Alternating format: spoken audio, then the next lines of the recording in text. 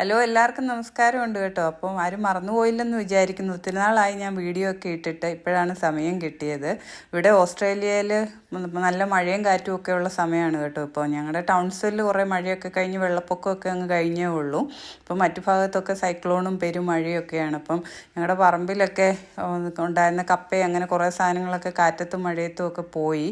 അപ്പോൾ ഞങ്ങൾ ഭയങ്കര ആശിച്ച് ബണ്ണിങ്സിൽ നിന്ന് വാങ്ങി വെച്ചതാണ് ഒരു റെഡ് ലേഡി പപ്പായ. ഞങ്ങളുടെ ഇടുക്കിക്കാരുടെ ഭാഷയിൽ പറഞ്ഞാൽ കപ്പളങ്ങ. അത് വേണ്ട ചോടോടെ പിഴുത് വീണു. അപ്പോൾ അതിൻ്റെ 2 കപ്പളങ്ങ എടുത്ത് തോരൻ വെക്കാൻ വേണ്ടി ഞാൻ പോയതാണ്. അത് കണ്ടപ്പോൾ ഭയങ്കര വിഷമമായി കേട്ടോ.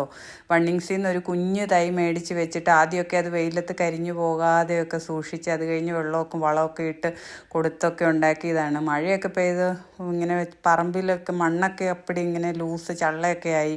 പിന്നെ കാറ്റ് വന്നു. അന്നേരത്തേനും കപ്പളങ്ങയുടെ ഭാരം കാരണമാണെന്ന് തോന്നുന്നു ആ കപ്പളം പെടന്ന് വീണ് പോയത്. കപ്പളം ഉണങ്ങിപ്പോയിട്ടില്ല, ചോട്ടിലിപ്പോഴും മണ്ണുണ്ട്. പക്ഷെ കപ്പളം ഇങ്ങനെ താഴെ വീണ് പോയി. അത് കണ്ടപ്പോൾ എനിക്ക് ഭയങ്കര വിഷമമായി കേട്ടോ.